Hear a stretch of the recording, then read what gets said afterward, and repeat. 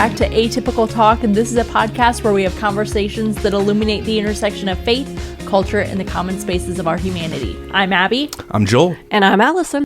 And we're going to be talking about libraries here in a bit. So I wanted to ask, what are you guys reading right now? So I just finished a book called Atmosphere by Taylor Jenkins Reid for a book club about women fighting for the chance to go into space and also navigating life and expectations and all that comes with being a woman wanting to do a stereotypical man's job in America. So it was actually really good. And so now I have to find a new read. Yeah. So that's always exciting for me. And that's historical fiction? Because it's like based in the space race. It's like the Hidden Figures timeline kind of thing. Kind the of, movie yeah. Of that. Yeah. Yes. That's not awesome. as, historically accurate, Yeah, but, you know. Okay. That's awesome. Yeah, but it was good. Yeah. What about you? I'm currently reading a book called The Troop by Nick Cutter, and it's about a Boy Scout troop that goes on like a yearly trip to this island just off the coast of Maine. It's going to be scary. Does like a backpacking trip. Yeah. And like things happen. They lose communication with the mainland and they can't get back. And they're kids? It's kids and one adult, like their troop leader. Terrifying. And this man shows up and I think he's kind of like infected like a zombie and is like attacking them and stuff. And have you watched Yellow Jackets? I haven't yet. I've heard a lot about it. If you like that book, you'll probably like Yellow Jackets. I don't know how I feel about the book yet. I keep going back and forth between I like it and then I'm like, oh, it's kind of boring and slowing down. Yeah. What's Yellow Jackets about? What's it on? Okay. For I context? can't. I will have to. I think it's on HBO. We can put it in the Yeah, we'll show have to notes. look back. Yellow Jackets, it's basically about a girls' sports team who is on a plane. It crashes. I've heard about this. Yeah. It's real weird, Lord of the though. Flies? So, I mean, like... It's like Lord of the Flies kind of situation? Yeah, like, so trigger warnings, like lots of different things if you don't like scary things. It says Paramount Plus is where it's streaming. I do not have that. Yep. Yeah. Neither do I. I think I got it with my phone or something, you know, one of those How things. that bundle works. Yeah. But anyways, it's weird. Okay. What about you, Joel? I'm currently reading, it's a really strange book for me because it's a collection of reflections and poetry called In the Low by Scott Erickson. You might know Scott Erickson as Scott the Painter. And we did Advent with him, right? Yeah, a few years ago we read some of his Advent stuff. And but anyway, and Justin McRoberts, he co-wrote it with, who's a musician and artist as well. It's called In the Low, Honest Prayers for Dark Seasons. It's a collection of meditations and devotional readings for seasons of depression. So it sounds like a real fun. But and it's not, but it's been really cool because I don't think in my story I'm not prone towards depression. I have, if anything, mild seasonal depression as things get really cold and desolate in Indiana. But it's been really cool just for an empathy journey for me to sort of like read some of these reflections and poems about where people are at and how they get there and how they need just enough light for the next day and how Christian spirituality offers the resources that we need, but it's not in the here's a stick of candy and this will make everything better. Or it's not like, we'll pray this and it's all going to go away. So it talks about the journey of depression and darkness and mental health. And so anyway, oddly enough, I'm really enjoying it. And it's just putting me in a more empathetic headspace for a lot of people that I serve and love that struggle with mental illness. Scott Erickson is known as Scott the Painter. We should tag him on his social media. Every poem has this really, really cool illustration on every page, which is fun. And the cover of the book has a massive whale and then somebody in the belly of the whale, a la Jonah. And so Thomas, my 4-year-old, just carries it around all the time. Daddy, will you read this to me? I'm like, no, buddy, I don't want to read this to you. But he just sees the big whale on it. He's like, this is so cool. You can make up the words. I'm just going to make it up as I go with every illustration. But yeah, I'm enjoying that. And it's been a fun, not fun maybe, but a helpful read at this time. Yeah. Enriching. Yeah. That's cool. So our first topic today, it's a religion news article titled Faith Communities Have a Critical Role in Defending Our Nation's Libraries. Libraries and houses of worship serve as vital community institutions that share a common mission of welcome, knowledge sharing, and service. Both spaces provide refuge and resources to diverse populations, fostering an environment where different belief systems and traditions can coexist. However, libraries increasingly face threats from those who use faith as justification for censorship. During Banned Books Week, faith leaders and librarians emphasized that protecting libraries aligns with religious communities' commitments to truth, compassion, and justice. The freedom to read and access diverse materials is intertwined with religious freedom itself. To combat censorship threats, librarians and faith communities must build coalitions dedicated to serving everyone in their communities. Religious leaders should stand alongside library workers to defend the freedom to read, think, and grow, recognizing that libraries strengthen democracy by providing spaces where all voices, religious and secular, diverse and questioning, can be heard. Through collaboration and mutual support, these institutions can continue their shared mission of nurturing community, flourishing, and protecting intellectual freedom. So, I'm starting off with a heavy question, but what are your thoughts on banned books?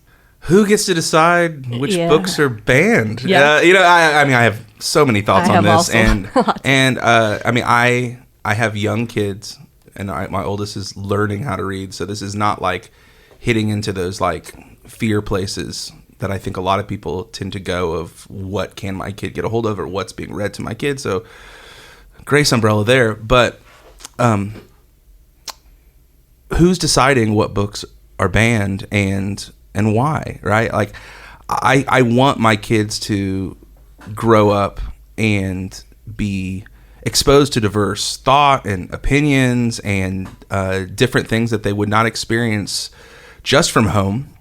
But I think it's part of my role as a parent to help guide them and help them understand those things. And in my guiding, there will probably be things as a parent that I'll say, you're not ready for this yet, or this might be something that might not be healthy for you at this stage of life. But, we talk about freedom all the time. Like, I want to have the freedom to choose that for my kid and not to take that away from somebody else that might be in a different stage of life or have a different standard in their family. And so the line that stuck out to me that just sort of broke me a little bit was, how libraries are increasingly, they're facing these threats from people that use faith for justification for censorship, and people saying, well, because this is against my morality that I get from my faith, and I'm going to censor these things. The reality is, like, something could change, and then somebody can come in and say, like, well, now you can't have this book, or hey, the Bible's got some R-rated, X-rated stuff in it, right? That that you could thumb through and find, and who's going to decide what is able to be read? And so I tend to lean into the side of, like, man, when we get into censorship in any kind, from like a government level or from an oversight level, our world is gonna get so small, and we're not gonna see other people's experiences and have empathy for their experiences, and to see why we're different, even understand why we might be different and live our lives differently. And not only that, the goalpost is always going to be moved for who's got power at that time to see who's banning what books. And I don't like that reality. If I want my kids to have freedom, and I want to have freedom to read what I want to read as well. So I think it's a dangerous game to play, and I don't think it actually thinks to the third turn of what this actually looks like down the road for people. And I would love to see parents taking responsibility for, guiding their kids instead of just locking things away from their kids and other people's kids at the same time. Well, and also, like, to that point, I mean, you've been a kid. If your parent says, you can't have this. Oh, I'm going to go to my friend's house and get it. You're going to I'm going to find a way, right? So have a conversation instead of just saying, like, this is an absolute no. We're burning this book so it, can't be read. Like, let's talk about why you feel that way instead. Or maybe like, hey, not yet, like you said. But, I feel like everybody has the right to learn, right? The right to educate themselves of different religions, cultures, ways of life. And like, how are we going to do that if we're only reading books about people who look, act, vote, grew up the same way that we did, right? Like, you don't have a world view at that point anymore. You just have this corner view of like the street corner that you grew up on, and that's it. And for me, like, that's so sad because not everyone can afford to travel or visit or go, you know, see different places and cultures. Yeah. And so like reading, that's how you're going to learn about all these different people and places and historical time periods that you didn't grow up in. And so, yeah, if we just start banning all these books because we don't agree with them or they don't align with what we believe, like, you're just eliminating entire populations and history. And I don't know, it's a slippery slope, and I'm not here for it at all. Yeah, I heard somebody say once that when your world becomes the world, it's a dangerous place to be. To not see that, like, okay, you can have all your reasons for believing and living the way that you do, but when you think that everybody has that same thing and then they don't, it's a dangerous thing because they become strangers, and then they become enemies. They become people that you can't understand why they would ever, because you haven't walked in their shoes. And so it's really important to like learn from different worldviews, different cultures, different religions and traditions, and all these different things. And I think ultimately, you know, this conversation the banned books things comes back to, you know, sexuality conversations and people that have different sexual orientations and that make people feel so uncomfortable. And that's where I come back to, like, okay, as a parent, like, be an active parent and, you know, read books with your kids, or say like, oh, well, you know, this is someone's experience, but we don't believe that, or this is someone's experience, you can learn from that, or we're not going to talk about that. You can't read this book yet at this time. You know what I mean? Like, but to like come so strong with power over and just ban books, it just feels like such a loss. And it feels like, you know, just people that want to talk about freedom and having so much freedom, and it feels like, oh, unless it comes to reading, you know, and then we can take it away. Can't coexist. Like you're wanting to have freedom and then ban it. The world is a really big and complicated and messy place, and people are complicated and messy. And hey, I am complicated and messy. We all are. So like the more that we like act like it's not like that, because we just cancel things and ban things, the more difficult it's going to be for people to actually go out in the world and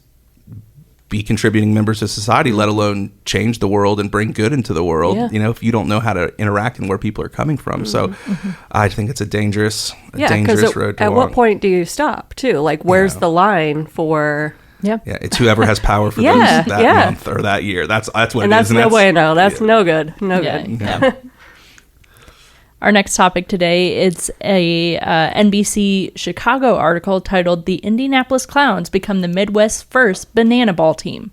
The Savannah Bananas are bringing back one of the baseball's most legendary teams as part of their new Banana Ball Championship League starting in 2026. Allison, do you want to talk real quick here about what the Savannah Bananas are? Please tell people. Yeah. Before we get too far into this article. Sure. So if you're familiar with like the Harlem Globetrotters, I would say that's kind of the closest comparison. Yeah. They are goofy. They do a lot of stunt type things. There's music playing the whole time. Like there's dancing, you know, those kinds of things. But it is a legitimate baseball game. Yeah. Like, it's not, the Savannah Bananas do not win every time. That's not like the expectation, you know, of who they're playing. Like, it's a legitimate baseball game, but also, like, if there's a pop fly into the outfield, like, the guy might catch it literally doing a backflip behind his back, you know, like, what? Yeah. So the atmosphere is electric the whole time, but it's such good, clean, family, fun entertainment. I've loved it. We went and saw them in Chicago, and it was a great time. So who do they play? So there's other people in their league. Do they do tricks too? The other teams? Yeah. So the Bananas are just like the best at it. They started, yes. Okay. They started this league. That's where it originated. Because I just always feel like the Globetrotters, like they just always like clown the other team that's trying to be like legit and like real baseball. You know what I mean in that way? No. But, okay. I'm so excited that they are expanding the league to more teams, more games, more chances for people to be able to see them, because it is so fun. And there's a lottery system right now to get tickets, because everybody wants to go see them, and obviously there's not that many games and seats, and so it's one of those situations where tickets have been a struggle, not like Taylor Swift Eras Tour kind of struggle because they don't use Ticketmaster, thank the good Lord above. But this will just give more people a chance to be able to go see them, which I just love. Yeah. So in this league, they're reviving the Indianapolis Clowns, who were the last Negro Leagues team to disband and were pioneers of entertainment-based barnstorming baseball. The Clowns won several league titles before becoming a traveling exhibition team similar to the Harlem Globetrotters. The revived Clowns will be one of 6 teams in the Banana Ball Championship League. They'll make their debut on February 27th in Tallahassee and play their first home games at Victory Field in Indianapolis on May 15th and 16th. Former Phillies star Ryan Howard will serve as the team's primetime coach, with Eric Fox, who has been with the Bananas since 2018, as head coach. Fans interested in attending games can enter ticket lotteries on the Bananas website, which remain open until October 31st. Or don't, so I have a better chance of going. The partnership aims to preserve the Clowns' legacy while introducing their innovative blend of baseball and entertainment to millions of fans across the country. So, Allison talked a little bit about this, but what did you think when you heard about this? Did you know the history behind the Indianapolis Clowns and everything? I did not know anything about the Indianapolis Clowns. I heard about the Savannah Bananas during COVID on TikTok. That's where I first came across them. But I had no idea that had been a thing previously until they mentioned the Indianapolis Clowns coming back. I had no idea. But Hank Aaron, who is a Hall of Fame professional ball player, played for the Clowns the last time they were around. So really? This is a legit thing. They're not just clowning around. That's going to be so fun. Yeah. Would you take, Oh, yeah. That okay. sounds like if we can get tickets at list price, Yeah. that sounds really great. Yeah. Yeah. I remember last time trying to see the Savannah Bananas when they were around. I was like, oh, not doing that because I think my kids would make it through 2 innings. I'm not paying for that. You'd be surprised. There were so many young kids there, and because there's music and entertainment the whole time, they were really engaged. But yeah, we only got tickets. I can't seem to win the lottery myself, but we had You're friends. not alone. I know. But we had friends who got tickets and then weren't able to go, and I was like, oh. Yay. Oh, no. Yeah. Oh, no. I'll take them off your hands. No, it sounds like really, really a good time. Yeah. No, Yeah. it'd be fun. And it's probably, for little kids too, it's probably easier to keep their attention. Yes, Oh, 1,000%. Than a traditional baseball game that has some slow times. Yes. Because we took the boys to a Reds game this summer, and it's end of, the second inning. It was like, oh, can we go get some food? I'm like, oh, okay, this is what we're doing done today. already? But yeah, they had Chance the Rapper came out and did a performance in the middle. They always have celebrities and professionals that come back and play, and so I don't know. There's some of that allure to it too. It'll be fun. That's Yeah. awesome. I'm excited to see where it goes next year.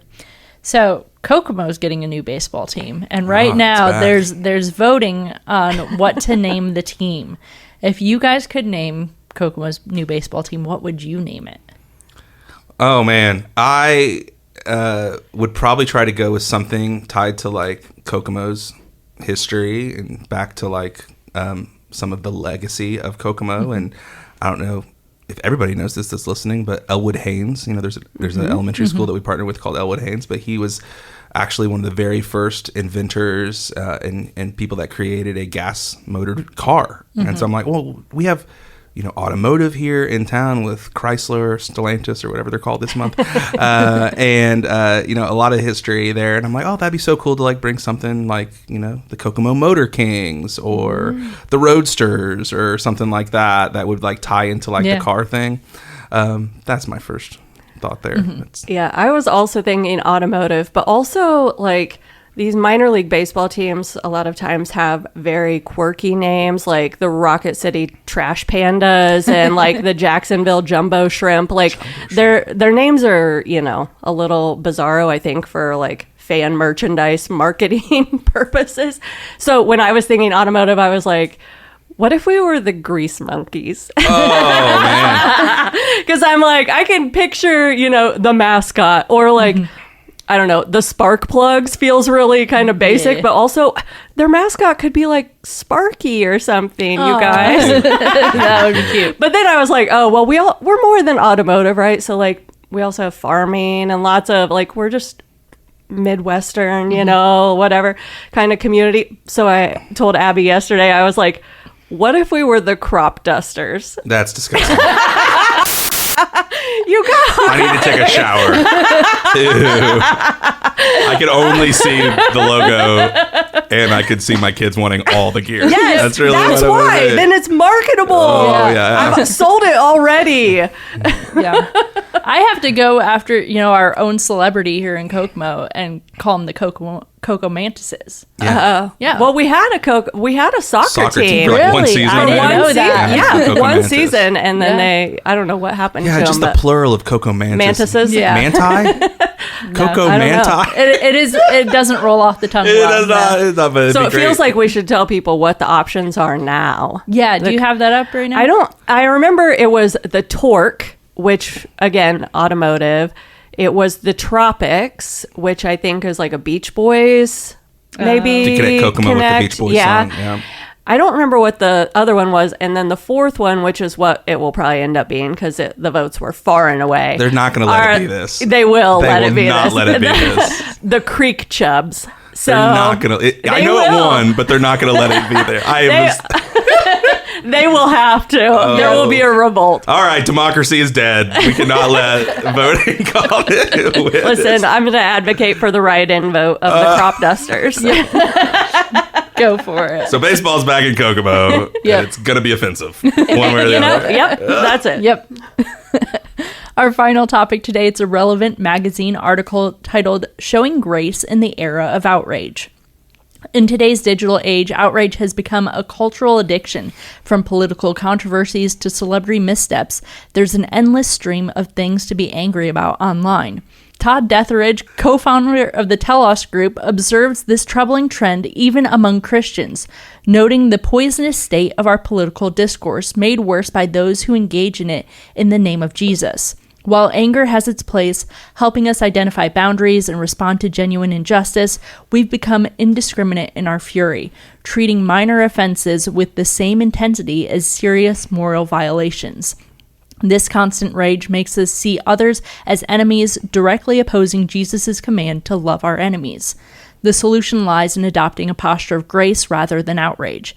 As James 1:20 reminds us, human anger does not produce the righteousness that God desires. Detheridge advocates for being peacemakers rather than proud members of the angry mob. Grace isn't glamorous or emotionally satisfying like collective outrage, but it's what Christians are called to embody. This means being slow to speak and slow to anger, listening more than talking, and refusing to demonize those we disagree with. It requires humility to recognize that we all need grace when we mess up. Ultimately, Christians must remember that our real battle isn't against flesh and blood, but against spiritual forces of evil. The culture war won't be won through angry blog posts, Facebook arguments, or sharply worded tweets. Instead, we're called to engage hopefully rather than angrily, seeking the common good and the flourishing of all people. When we reserve our outrage only for genuine injustice and approach everything else with measured grace and compassion, we reflect the divine love we've experienced. This doesn't mean ignoring real problems. It means addressing them with the truth, righteousness, and grace that characterize God's kingdom. So, my first question here is, how can we decipher what is good and bad rage? That's a great question. I would start with just thinking that rage is actually a neutral thing. It's what we do with it. I think one of the healthier ways to understand anger in my mind is to see it as an indicator, like it's a light that's on your dashboard. Something is off. And in that is just a neutral thing, right? And what do you do with that indicator? Do you go attack somebody with it? Do you sit and sort of stew on what this person said or what they did or what this group of people said or did? Do you text your friends that agree with you about it and talk about how stupid it is and sort of start this other conversation that's just sort of like feeding that rage and cycling it up? Or do you say like, okay, what is the thing that's making me angry? What is the injustice? What is the thing that's broken? And what am I going to do about it? Am I going to just be ticked off about it, or am I going to be a small part of telling a different story? And I think when we decide that we want to, see that anger, feel that anger, but then do something with it and turn it into something that actually looks more like God's kingdom, it looks more like grace, it looks more like restorative justice, not punitive, punishing justice that's sort of anger driven, I think then rage can be a good thing. It just can't stay in rage mode. It can't stay right there. It needs to be transformed. Paul, writing to this church in Ephesus in the first century, he says something that, modern day Christians in an outrage concert, he says something that modern day Christians in an outrage culture love so much. He says, in your anger, do not sin. And we love that because it makes it sound like there's two categories. I can be angry and not sin. And we feel like it lets us off the hook. But we forget that he's in the middle of a sentence when he says that. And he continues and says, do not let the sun go down while you are still angry, and do not give the devil a foothold. So in other words, you're going to get angry. There are going to be things that offend you, that hurt you, and things that, hurt other people that you're going to be like, that's not okay. And all the lights on your dashboard are going off, right, with your rage. But, the Christ-like thing to do is to not sit in it and just stew in it. But you have to have that transformed, or according to Paul, the devil, the opposer, the accuser gets inside, and you don't want that. And it's also really interesting because the very next thing he says, it sounds like a disconnected thought, but I actually think it really connects. He says, the very next verse, anyone who has been stealing must steal no longer, but must work doing something useful with their hands, that they may have something to share with those in need. At first, to me, that sounds like, he just shifted topics to people that are stealing. Stop stealing. But if you look carefully, it talks about actually creating something. It talks about cultivating something new that's actually helpful for other people. If you've been stealing, stop stealing, but do something good with your hands. Build something better than what you've seen there. And he says that they may have something to share with those in need. So, man, in an outrage culture, and in a time where there's just so much injustice and there's so many people being trampled all over, and every day you have your dealer's choice of what you should be ticked off about today, what you should be angry about today. I come back to this and I think of okay, so what am I doing to build something different? What am I doing in small ways, but in important ways to help share with those that are in need? If I'm ticked off about somebody who's being taken advantage of, what am I doing about it? And if I see somebody that's being hurt, or if I feel like I have been hurt or my loved ones have been hurt, what does love require of me? Not to sit in my rage, but to transform it and to do something, to share with those that are in need. And I think that's much more costly than shooting off a text message. That's much more costly and sacrificial than just raging with my friends that I know agree with me about it, and I can just get my own little rage circle over here. Because we're all going to be, angry. We're all going to get outraged at certain things, but what do we do with it? Because I think rage in itself is neutral, but what we choose to do with it is what makes it good, or if it makes it really, really unhealthy. So sorry for the mini sermon. It just sort of took me there this morning, and that connection with that idea of stop stealing, do something helpful, useful with your hands, and build something and help those that are in need. Because I think that's where rage can be healthy, Well, and I think it's hard too with social media because, it's super easy to, hit caps lock and just yell back, some sort of status or in the comments or whatever. And, so many times I want to comment back and just be like, I don't think you're doing what you hope you're doing with your comments or with your post, or the things you're saying don't line up with the ways of Jesus. And a lot of these people that I'm seeing comment, I'm like, I know you go to church. I know you would call yourself a Jesus follower, but these things you're saying or the way that you're saying them, and, you can read tone, in text. And so I just don't think you're showing people, the right way to love others or have a civil disagreement or quite literally anything when you're screaming and yelling about, one side versus the other side, or this issue versus the other issue. You're just not doing what you think you're doing. And that's unfortunate because for me, and I think I've mentioned this before, we're all on the same team of loving everyone because God came to save the whole world, not just your world. So stop screaming at everybody about things. Like, you're not going to change their mind on the internet. Like, having a conversation, us sitting down around a table looking in each other's eyes, like, that's how you're going to have conversation that could potentially, you know, change someone's mind or change your mind if you're open to that as well, as you should be. So, you know, it's very hard, though, if you're on social media to not sit in the rage a lot of times. So, there, you know, you have to get off and there. I totally agree. And I think, and that's what it comes to. Like, I have talked to so many people over the last couple months that are sort of sitting in this kind of cycle and just like simmering anger all the time because of people they see online. And I'm like, well, you gotta get off. It's your responsibility. Like, you are opting into this. And so I think I've encouraged people to get off of it. I've encouraged people to hit the great unfollow button to where it's not like an unfriending to where they get this notification or they can't see your stuff, but you don't see their post. Like, that is on you. And there are a lot of people that see the world differently than you, and they're, you know, finding a platform and a community to say it online, and you might disagree with it, but the responsibility is on you to protect, you know, your response to these things, and only you can control your response and your rage. And so if you're just logging on and just fuming because of it, like, well, that's not on them anymore. That's on you. And so maybe somebody out there needs to hear, like, you need to follow Jesus by getting off of Facebook, or you need to follow Jesus by unfollowing these top 5 people because you're not able to love them the way you're supposed to love them because of your reaction to what they're saying. You're not going to change them, like Allison said, by posting back or by fuming in your own corner. So it's your responsibility to, you know, guard the way you love them and think about them. And that means that you need to unfollow them or you need to get off.